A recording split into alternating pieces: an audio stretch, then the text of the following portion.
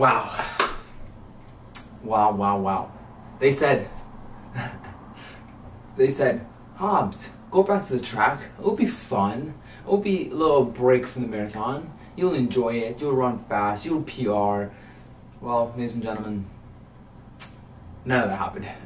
That was probably the most painful way to run a 10K or the most painful race I've ran in a long time. And it hurt early.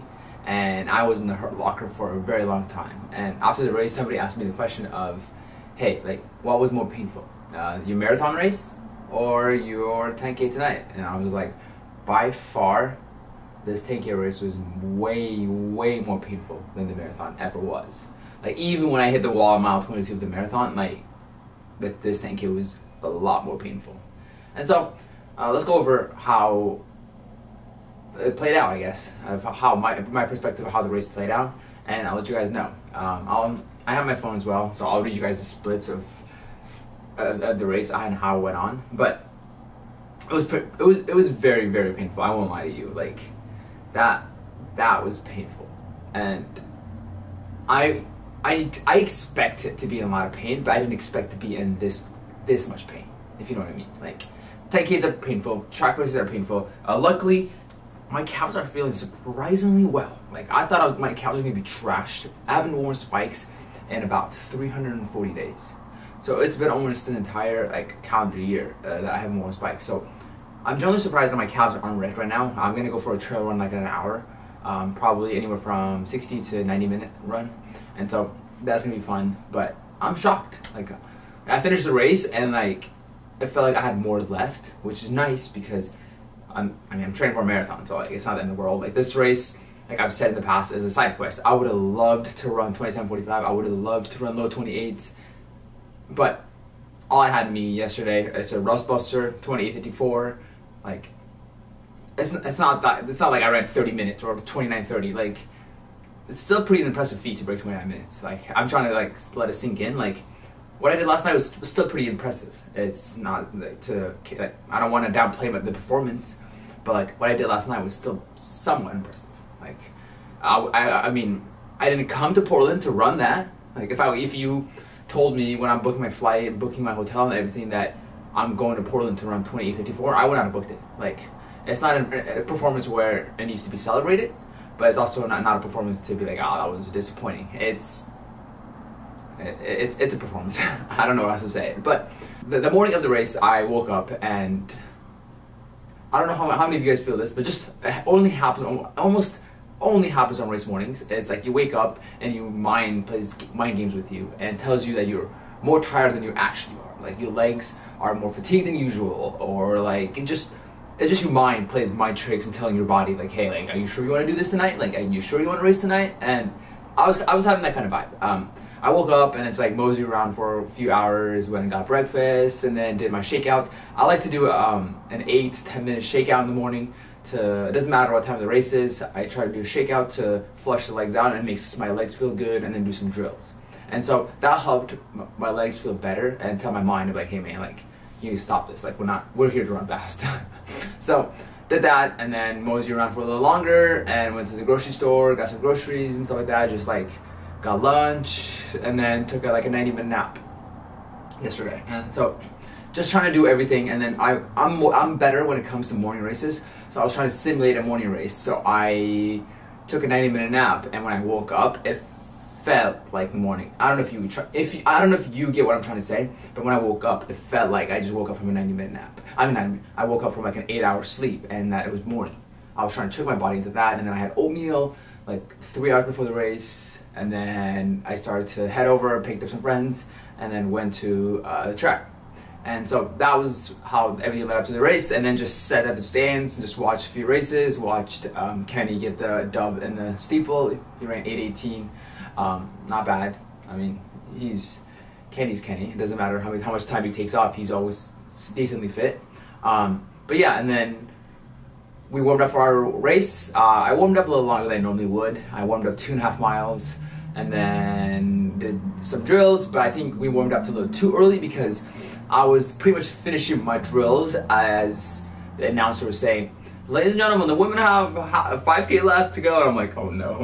And so I was trying to like chit chat and make small talks with some friends here and there, and so I think we warmed up just a little too early. And it's fine. Like, you can do some drills, you can just stretch a little more, you can always do a little more of everything. So I did that, and then now we're going to the starting line, and the way they lined everybody up during the race is, I was mind blown. Like, that was the most chaos start I've ever been part of.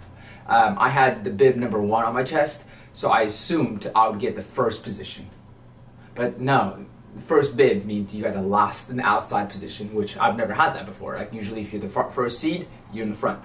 And when they put like the top 3 guys in the second row, I was just like, what are we doing here? Like, you should be like, the guys that finished in the top 5 were in the second row. And so I was kind of shocked, like they were there. I'm like, all right, cool. Like, I'm sorry for you guys, but I'm at least got front row. Like, and going into the race, I wanted to do what Jakob Ingebrigtsen does, and that is not sprint the first lap to get good positioning. I was just like, whatever, I'll figure out the positioning later. So going off, and I just casually started in the back and then try to make my way towards the front. And so the first lap was 70 seconds, and then I started slowly move back up because I wanted to run 67s. Like, we came here to run 67s. 67s would get us to low 28-minute mile, 28-minute 10K. So yeah, and then I'll reach the splits now.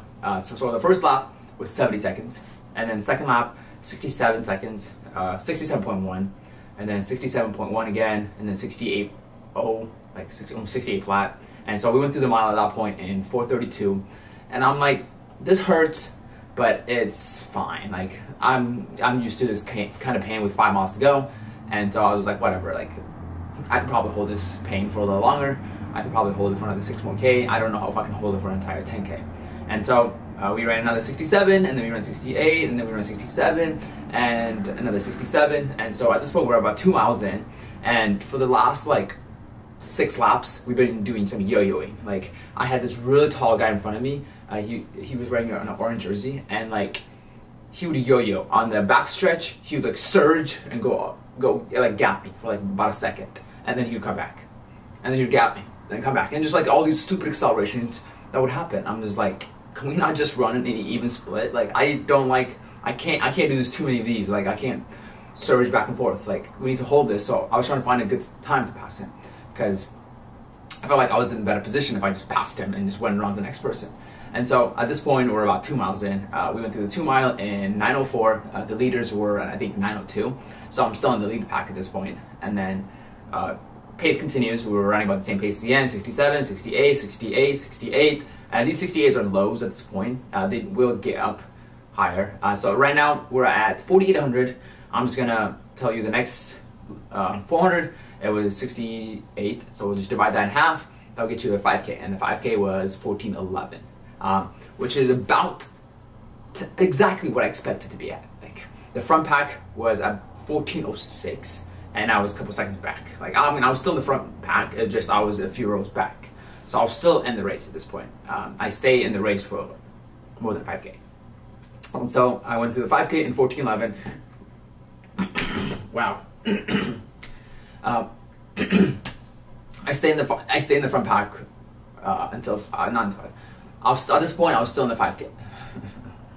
At this point, I'm still in the front pack, and I went through a 14:11. They went through, I think, 14:07, 14:06, and that was the range I had going for me. I told myself I want to go throughout between 14:05 and 14:10, and then try to make a split. It was the ideal plan of the race.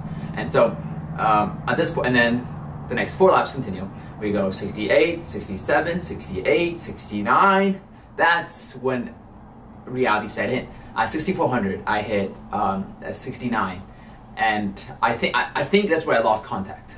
Sam Chalenga took over the pace because the pace started to lag. Like, we were running high 68s now, and so Sam Chalenga went to the front and just like put a massive surge. And I think they ran at 65. I did not have 65 in me. Like, so when they surged, I don't know what was going through my mind. I knew that if I let them go, that I was not going to be able to make a comeback, and so consciously, I made a decision to stay with the people that I was with, but which was 100% a mistake. Like, if you see a move being made, make it. Like, if you die, whatever. Like, and I consciously made the move to just like hold back. And at this point, you can tell in a second, with the next 4 splits, that was not me holding back. That was my race. At 6,400, I lost contact with the front pack and they were just gone. And so the next few laps were 70, 71, 71, 71. So at this point, I ran 4:43 with 4:43 through the 8K. I was at 22:55 through the 8K. And so at this point, it just like, I kept making the mistake of looking at the lap counter. I've been making that mistake since like lap 4, because I was in so much pain at that point that I was just like kept looking at the lap counter. Mile 2, that was the most amount of pain I was in, and I just was like really unsure if I was able to hold that pace for another like 4 more miles. So at 8K, I'm like, all right, like 2K to go. Like it's 5 laps. Like I can do this. And it just hurt so much more every single lap. And I just kept looking up, and I swear, I saw 5 laps to go like 3 times. I probably was going delusional at that point, but I saw 5 laps to go like 3 times. And I was just like, there's no way that we've had 5 laps to go for this many amount of laps. And so the next few splits were 71, 72, 73, and then 71, and then my last lap was 70. I think I passed one guy the entire race. After I got dropped from the front pack, I was hoping that I'm like, all right, like that they're gonna come back to me, and I'm gonna try to finish top 10 and stuff like that. It just, nobody came back, and that was probably like, that wasn't a bad race. I don't want to put that in and say that was a bad race. That was a decent race, like I've said before, and it's a pretty good performance. Even on an off day, I can still run sub 29, which is great.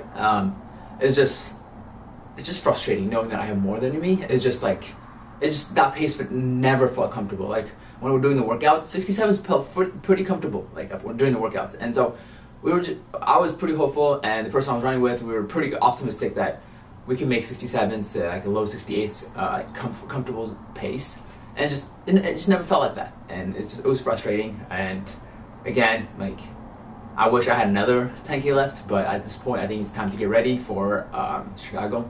I think I'm not into Chicago Marathon yet, but I'm working on getting in. I'm trying to get in the elite field.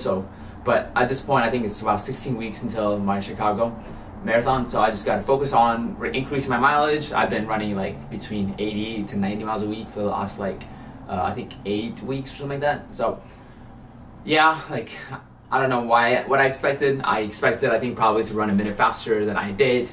That would have been great. But at the end of the day, like, I'm still in good fitness. I don't really feel that sore. I mean, I'll give you an update in about an hour and a half after I do my run and see how I feel and stuff like that. But overall, decent showing. Track, I don't know if I would say that I missed it that much. I thought I did, but I do not miss track. Oh, I do not miss that. I did not miss that pain. I did miss the environment, but the environment in the marathon is even better than it is on the track. So, do I miss it? Not really. I would love to run probably a fast mile. That would be great, but I'm cool with not running on the track 10K until probably next year.